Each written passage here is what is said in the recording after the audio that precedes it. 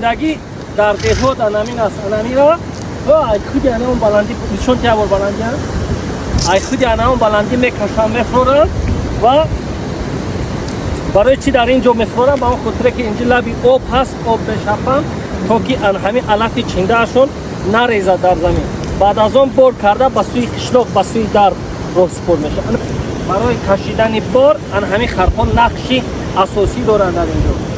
بین از منظره های دلنشین نام دارد اینجا جوشک. این از خودی اینجا واسه همه فرورن.